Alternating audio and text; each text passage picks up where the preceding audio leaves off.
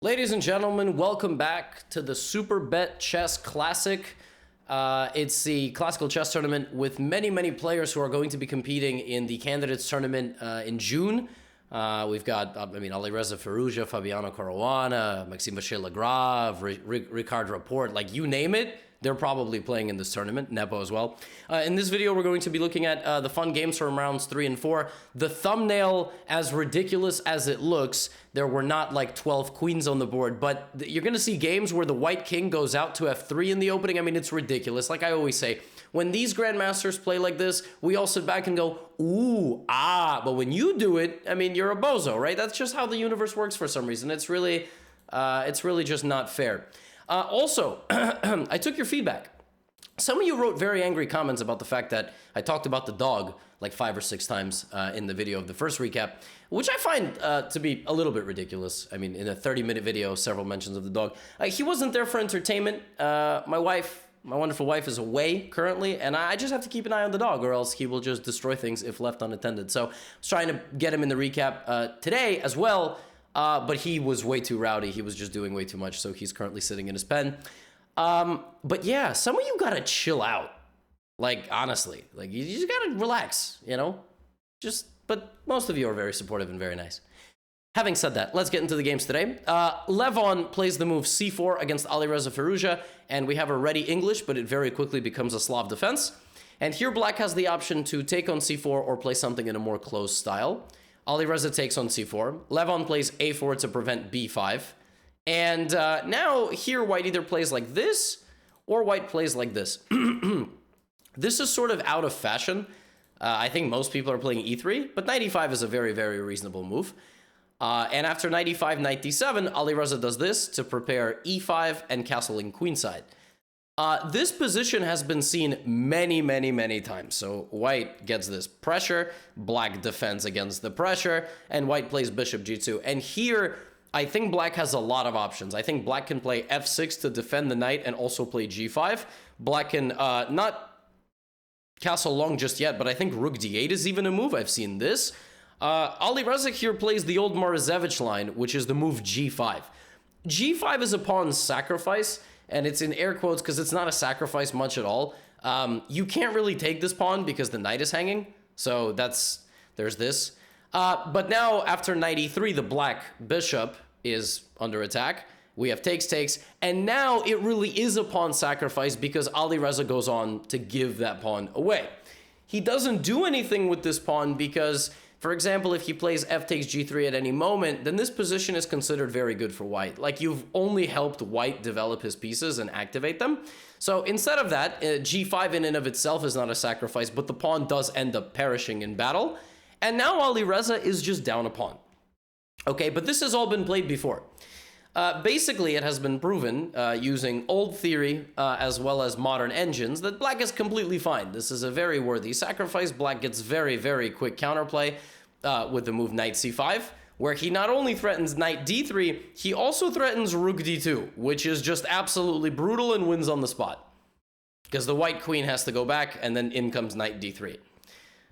So, yeah, I mean, like, black has very much sufficient counterplay. White has to now trade off the rooks. However, if in this position, white were to exchange queens and then exchange rooks, and white is just going to be up a pawn in an endgame. Like, let's just call it how it is, right? 6 pawns versus 5. Now, in this position, I believe the move is knight c3. You have to block this check with the move knight c3. Black, of course, still continues to have pressure. Queen b6, attacking b2, for example. But the move, I believe, is knight c3. Levon here goes crazy. Levon goes crazy. It's not the first time you're going to see this in this video. Plays king e2. And after queen a6, he realizes he has a very big problem because he just simply cannot deal with this attack in any way, shape, or form. He has to walk the king to f3. Again, when they do it, it's like, oh my gosh, wow, so brave. When you do it, it's like, what is wrong with you? Why is the king on f3? Alireza just grabs the pawn on a4 now. And the truth is that white doesn't have a whole lot here. The queen and the two knights are extremely powerful. The king's on f3, for God's sake. I mean, you're going to probably win this pawn. And Levon here spends 1 hour. And as he said in the interview afterward, he spent an hour really thinking like negatively of himself. That's basically what he spent an hour on. He was very upset with himself because he's going to lose this pawn as well. Because b3, knight here. So Levon goes from a pawn up to just a pawn down. He's got 4 pawns versus 5. And Alireza, to make things worse, has 3 connected passed pawns. Now, the game is not over. Trust me, the game is not over, but Alireza is going to have to convert this game, right? So don't put your king on f3. Levon proceeds to, try to coordinate his pieces and very slowly begin fighting back. Because even though it's 3-0 over here, it is 4-2 on the other side. Like, Levon does have a 4-on-2. It's a very, very imbalanced position. And what Alireza will probably have to do is he can't spend the game defending that side of the board. So Levon forces the rooks off. Right? So now it's knight and bishop with totally insane imbalances as Alireza defends himself and now pushes his pawns forward. It's not easy for Alireza to move pieces here. He has to defend this, then he has to move his b pawn, right? In that time, he's going to lose his other pawns. So that's exactly what happens right here. I mean, Levon seems to have cradled the f5 pawn, okay, but knight e4 takes, and now knight g8. Now, according to Stockfish, black is winning, but it's a wild endgame. I mean, now knight f6, so he's going to lose one of the pawns. He ends up losing the pawn, but b4. I mean, this is crazy. Look at this position. I mean, it seems like Alireza should just have an easy victory here. Knight g5, he's about to lose his other pawn. And here, apparently, the winning move is king b6. You have to play king b6. Why? Because if I play knight e4, bishop f8. And now there is no way to prevent the black advancement. So for example, if f5, king b5, f6, b3, let's say you try to block king b4 and my pawns are too fast. Like my pawns are just simply too fast. You cannot stop them. So the winning idea here after knight g5 is to bring the bishop all the way back and bring the king forward. Alireza plays b3 first. And after king b2 moves the bishop forward. So he puts his bishop where Stockfish wanted the king, right? Now we have knight e4, and here comes the next pawn. Alireza's got the bishop and the pawns locked and loaded. He's got c4 and a3, and I mean, it's just looking like absolute game over. But suddenly knight c3. We have takes, c4. This is absolutely insane. This is one of the most insane games I've ever seen in my life. It's 3 versus 4. It's just, that's it. The pawns just go. Just God bless the pawns. Here comes king d6. Levon plays f5. King e5. Now look at this incredible move by Levon. He gives away the pawn.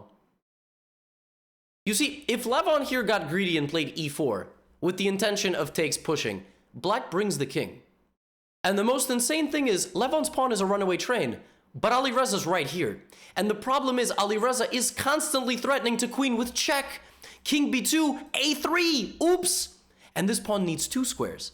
So Levon cannot be greedy, but instead puts up a barrier. He does not let the king in. And now h4. And this is a legendary position. Basically, if it was white's move here, black wins. But black has to make a move, and every move concedes something.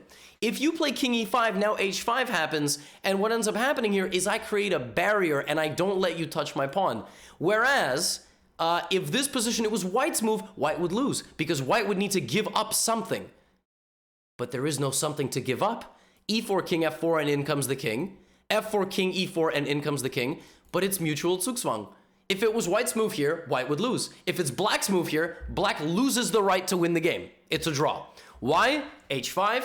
And, I mean, this is just incredible. Look at this barrier that he puts up, a shield to disallow the king to join the pawns.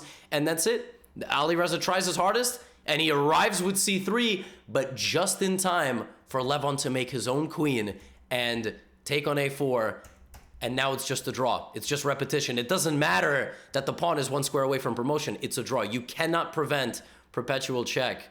And then it's even sexier. Look at this. Queen takes b. Oh, God. Oh, my God. Oh, God. Sacking the queen for a stalemate?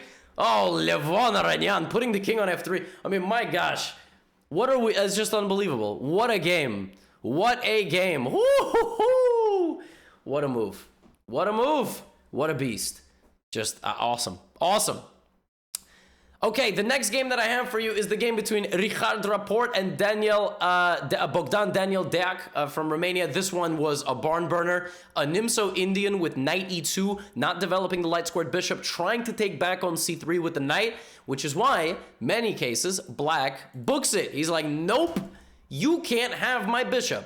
Now, look at this. Rapport tries to trap the bishop, but en passant, and plays b4. Bishop goes back. Very, very wacky position already. I mean, odd pawn structure. I mean, black cannot play c5. Black will probably try to play for e5 in the future. Rook d8, and there you go. Now you see the move e5. Deac really does not want to be kind of suppressed here by the structure and the pawns. So here we go. Queen b3, attacking the f7 pawn, and Deac takes. Deac allows the pawn near his king to be captured with a check, moves out of the way, takes, and long castles by Rapport. Oh my goodness. Why be a 2770 playing slow, boring positional chess when you could be a Chad 2770 top 5, top 6 player in the world playing opposite side castling? I mean, this is looking like a 3-minute game that you play at 1 in the morning before sleep. Like, what are we doing here? Knight e5, knight e4, everything is hitting everything. Bishop takes b2 check, takes, shoving the knight forward, Rapport sacks. Rapport just takes the knight. He's like, I don't need that thing near my face. And now knight f6. Black is a move away from mate. The good thing is it's not checkers, and capturing is not forced. Queen goes back to d6. Black is once again a move away from mate. Shockingly, he sees it and plays this. But after f4, white is winning. Rapport now has a +2 advantage, according to Stockfish. Black plays the move bishop g4. Here, Rapport has to find queen e5. He finds it. Now, black is about to get run over unless he starts to create counterplay with a5. He finds it. He finds it. A pawn move to activate the rook on a8, to get the rook into the game. Rapport takes. Best move. Shutting the rook out of the game once again as the queen defends. All right? Black plays rook d7. Rapport's got to get out of here with his bishop. He chooses not to get out. He chooses to shove the bishop in the face of Deac. Not physically. That would have resulted in a confrontation. Although a chess player confrontation would have probably been something like, can you please stop that? So anyway, back rank is now completely covered. There's mate possibilities. Rook d8. Look at this move. Rook e1. Now that apparently was incorrect. Apparently what had to happen here was after rook d8, he had to repeat moves and go this way. Stockfish wants the bishop on b3. It thinks that is white's best chance for a win. But Rapport can't handle himself. Look at this. I mean, can't contain himself. He wants to defend the bishop on the back rank and bring another piece. But now a cold-blooded, savage move. A Rorschach from Watchmen type of move by Deac. He's like, you think I'm locked in here with you? You're locked in here with me. King g8. Now you can't leave. We're locked in here together. And Rapport's like, uh-oh. And you know what the craziest thing is? Bishop f7 is still the best move. Because of knight f5 and the attack rages forward. It's insane, and actually that happens. Here, sacks the bishop, check, but now the bishop just goes back. Here comes rook e7.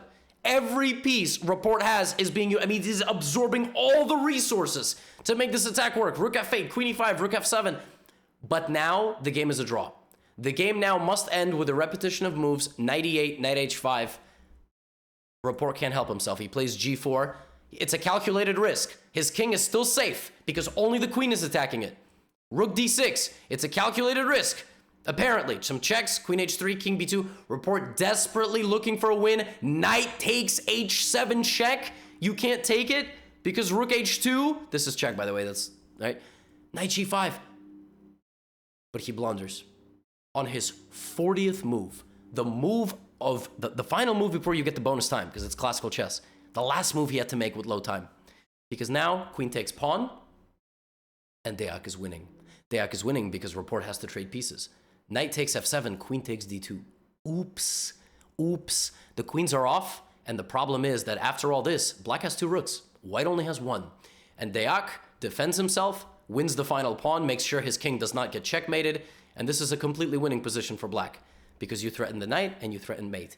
How quickly 39 moves of intense chess were wiped off the board because of one mistake on the 40th move. Chess is absolutely brutal. If I was Rapport, I would close the shutter. I would close the blinds in my hotel room, and I would say I don't deserve any sunlight for the next 24 hours. I'm joking, but there was a guy named Axel Smith who wrote a very funny chess book. He said that he did that at some tournaments. He got so angry after losing a game that he just closed the blinds, and he was like, I don't even deserve sun. I mean, you gotta give Rapport credit. The problem is at this level, you're playing against the guy in Deac who's just defending the position to the best of his ability, in fact, perfectly. I mean, he's just looking like he's just on the verge of death the entire game. And he just defends against everything that Rapport brings, and finally gets his one chance. On the 40th move of the game, he has a chance. And that chance doesn't happen to be equalizing. That chance happens to be winning. Chess is brutal. It's a brutal game. Now, we are going to look at the game between Wesley So and Jan Nepomniachtchi. This one was a Catalan. I mean, what are you going to do? Catalan at this level, extremely popular. Main line. B5, though, not the main line. But this is something that Nepo played in the World Championship match, and this is a very popular move. A4, bishop B7, giving away this pawn. A4, there is also B4. But Nepo plays this approach with bishop B7, giving this up, and now A6. And we have a couple of trades, and that's typical Catalan position. But in this version, Black played a gambit. So Black has 5 pawns and White has 6. Now, generally, if you play a gambit with Black, you just get pancaked. Because, you know, you really shouldn't be a pawn down and not have the first move, right? Black goes second. But in this game, actually, he got a totally reasonable position. So Nepo shows some really high-level preparation. The horses are just swarming. There's an insect very quickly flying around my room. If it's not Benji, it's an insect. I mean, it's... yeah. So the horses are just trampling the white position. I mean, they're looking really powerful. Knight is coming into c2, knight c3, cd4, right? I mean, they're just laser beaming this diagonal. The problem is, though, at the end of the day, when everything settles, Black is down a pawn. And it doesn't matter if Black defends the position perfectly, Black is still down a pawn. And if White is able to consolidate, remember the Alireza game? If Levon was able to consolidate, he was just going to be a pawn up in an endgame. In this game, White has 5 pawns, Black has 4. So Nepo is just defending the entire game. He's basically just making sure that Wesley can't do anything. And that's not the most fun game you can play. Wesley, look at Wesley's beautiful pawn structure, right? And now Nepo take, like, Nepo did not have to take on f3. He could have just done nothing. But Jan is like, well, opposite colored bishops. Now, obviously, if you trade queens, the more pieces you trade in a opposite colored bishop endgame, the closer you're going to get to a draw. Well, he doesn't do that. I mean, Wesley keeps his queen on, and then slowly just begins active operations, right? Now, Nepo trades rooks. So Nepo trades bishops and rooks and is like, queen, bishop, there's no way I lose this game. d5. Wesley's going to try. I mean, he's going to try his hardest. Queen c4 and takes. Oh, now, again, an opportunity for an endgame, but this is just a draw. The more pieces you trade, the higher chance this is going to be an opposite colored bishop endgame draw. So he keeps the pieces on, plays h5, locking up the Black structure. Now Black can't really move his pawns so freely. Is Black losing? No. Is White going to torture him for like the next 50 moves? Absolutely what he's going to do. Why not? Right? White is way more active. And Nepo basically goes cocoon mode. He's like, nope, can't hit me. Nah, you can't touch me. But then he plays g6. So Nepo doesn't have to. He could even make this really ugly trade, and this is probably still a draw, but he plays g6. All right. But now we have more of an imbalance. Wesley gets what he wants. He split the Black pawns. Is it still a complete draw? According to Stockfish, yes. Yes. I mean, not too much has happened. You can't trade queens. Look at Nepo just harassing this queen. Like, trade? No. Oh, okay. Yep, bishop g7. And, well, Wesley plays and plays and plays. And all of a sudden, here come White's pawns. Now White is going to play f4, e5, maybe e6. Right? Queen b6, bishop d5. And on move 57, with the move queen g6, Nepo's pieces got a little bit too far apart. And Wesley delivered the kiss of death. He didn't actually kiss Nepo. I think Nepo would have punched him in the face. He plays the kiss of death. Bishop takes f7. I mean, it's just a move that doesn't look possible. But in endgames, when your pieces are far apart, and the king especially is very vulnerable, the game is over. Because if you play king f7, I play check. Right? If you play queen f7, I play check.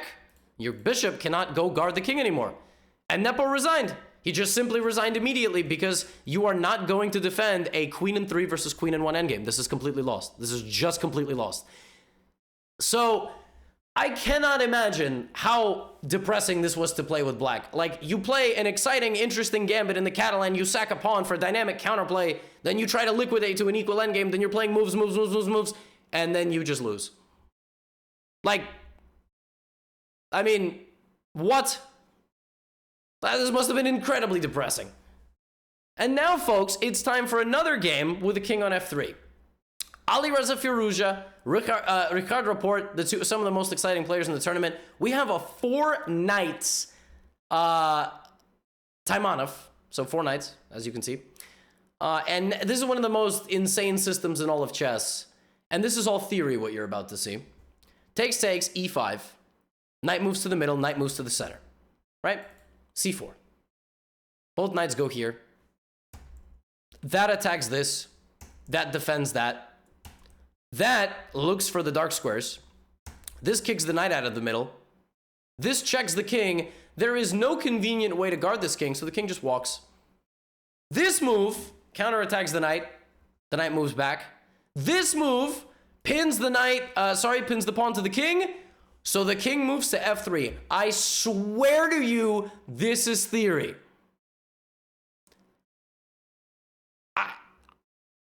Like, why? Why? Just why? Why is the king the most active piece? I will never understand. I will never understand. Now, knight e7, bishop e3, kicks the queen out of the middle. I'm telling you, this has all been played before. Even queen d6. The point is that it's in white's interest to trade these pieces because this is a permanent problem for black. Like, this position, if you get c5, is just, I mean, maybe not even here. Maybe you play b3 and you just wall this bishop out of the game. For example, like, imagine black tries to play for c5. What if you just do this? This is the worst piece in history. I mean, simply, how is that bishop ever getting in the game? So black doesn't do that. That's why you're trying to go for this trade. White tries to build up on that side, right? Knight c8. Now Alireza plays queen c5. That is a nice idea to try to get this and again wall this bishop and that knight permanently out of the game. But now d5. Firouzja is a cultured man, so he takes en passant and plays queen e5. I mean, this king's just vibing. He's just like, I'm in the middle. No one can do anything to me. c5. Sacrificing a pawn in order to get this. Now Alireza can take this with check. He can also take this with a fork. Both moves are bad. The best move here is to try to trade queens. Laporte attacks his queen, makes him trade with him on his terms, and now c4 is hanging. And now the pawn falls, and now we're just gonna act like this king survived the entire game and never had to get involved. Now we're in a position where white has a slightly better endgame for 2 reasons. Number 1, he has a 2-on-1 on the queen side. So queen side majority to create a passed pawn. Number 2, I can't even make finger numbers. This is a bit of a weakness. Like, you got very clear line of attack. So black has to defend himself. Will he succeed in doing so? Well, Laporte gets very active. There's the pawn. There's the majority. But black is dynamic. The rooks are in the middle. The knight is nice. Rook d4. Alireza tries to go forward. The f pawn is falling with check, by the way. He doesn't take it, though. And here comes the a pawn, but too slow. And Alireza does his best, but Laporte is very active.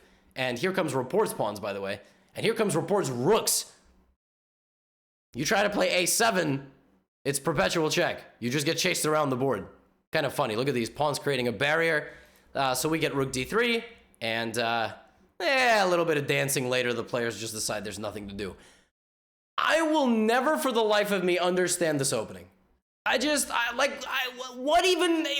that? What is that? Can someone, nobody can explain this to me. I don't understand. Next game. Fabiano Caruana with the black pieces against Maxime Vacher-Lagrave. We have a Spanish. We have an open Spanish. So knight takes e4. Now we have d4. And now we have b5, d5. You know who likes this a lot? Mamedjarov. Mamedjarov loves this line. Now, everything that you're about to see as I click the forward arrow, including all these takes on f2, all theory. Takes, and now black plays f6 to open up the position for the rook. we have knight f1, apparently, giving up this, and now king g1. And basically, black has 2 extra pawns. He has 7 versus 5. And he has a rook. So rook and 2 pawns for 2 pieces. But what does white have? Hope. Bishop g5, queen d2, knight g3. The point is that 2 pieces for a rook, you feel the 2 pieces. You don't always feel the rook. But in this position, everything is crazy, right? So now g5 traps the bishop. It's not a good move because after knight g5, the king is extremely weak. So dc3. And now Caruana sacks the rook. He sacks the rook that, now he's down a piece. He's just down a piece. But knight d4 is coming, so he's like, okay, I'm down a piece, but I got 2 pawns. I'm not really down a piece. But all MVL has to do now is not lose. Easier said than done. What I mean by that is he has to not get mated. As we've seen throughout this video, when you consolidate him an advantage, you're going to win. Like, when you're up a pawn, you just got to consolidate. You got to make sure the opponent can't do much to you. Levon failed to do that, but he managed to do that in the later stage of the game. So king g2, rook f4, right? I mean, it's very aggressive play here from Fabiano, but MVL's defending himself. I mean, look, Fabiano's every piece he has is playing. But look at this king f2. Who's getting to the king? You got all these angry pieces, and nobody can touch the king. Also, the rook is hanging. So he moves it. Down goes 1 piece. Down goes 1 piece. Down goes the pawn. Down goes the knight. There's only queen and rook. And, well, what more to say? I mean, MVL has completely consolidated his position. He moves the king to the corner of the board, takes a pawn, and I mean, Fabiano's trying, but there's nothing. Absolutely perfect defense by MVL. Like, just ideal defending. MVL plays a super aggressive opening. Fabiano's game. He shows up and he comes to fight in this Ruy Lopez. He plays one of the most combative lines in the Ruy Lopez. I mean, what an idea by MVL to like trap his own piece, and Fabiano sacrificing an exchange for this insane attack. I mean, literally every piece gets involved, and MVL just puts everything on the first rank and is like, do your worst. Do your absolute worst. I mean, every piece just goes backwards. Just perfect defense. Just defends exactly how you have to. Doesn't matter if every move you're making looks ugly. Absorb the contact and counter. Awesome. Just awesome game by MVL. Gets a big win over, a huge win over Fabiano Caruana. Last game I have for you is also a very interesting one. This was another e4, e5, but this one was an Italiano and with d3. And this aggressive line by Levon to go for d5 to open up the board. And now we're going to have an open center. I think Linier has played this with both colors, actually, and attacks Levon straight away. He's like, you're pinning yourself. No problem. I'm going to crack open the center. Here we go. All right, I'm game. And, he moves his king. It's just unbelievably dynamic position.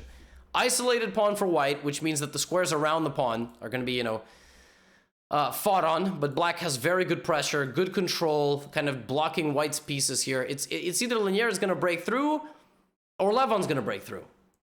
So Linier is attempting, right, to get rid of the bishop, to open up black's king. Levon's like, nope. Linier's like, all right, no problem. Then I'm going to start an attack on your king. Here we go. Checkmate is coming on g7. Levon's like, I see that, bro. Bishop d2. So now I'm going to bring my rook. Levon's like, all right, no problem. I'm going to bring my rook too. You think you're so smart. Let's trade some pieces. Let's get rid of the knights. Let's get rid of the bishops. The bishops are traded. The knights are traded. Now, the more pieces you trade, the isolated pawn gets weaker. It just loses things that can guard it. However, the person with the isolated pawn has a lot more space around and can attack. And that's what Linier is doing. So what you're about to watch is incredible. He activates his bishop. This looks absolutely horrible for black. Just every piece, it looks like black is on the verge of death. Rook e6, no, black will always defend himself. Just in time. Another game that you're witnessing here where every piece attacks and black is just defending. Like I said, colors reversed, right? So queen e6, he gets rid of this knight, and now the knight goes back to g4. And Levon wins this pawn. And Levon is basically like, if I don't get mated, if I consolidate my position up this pawn, what's going to happen? Come on. It's the same lesson every game of this video. If I consolidate and I don't get mated, I'm going to win the game. Why? Because I have this 3-on-2. And folks, the more advanced and intermediate folks, all positions, you should look at pawn imbalances. The pawns here will overwhelm this pawn. This pawn and this pawn together will walk forward and become a pass pawn in the endgame.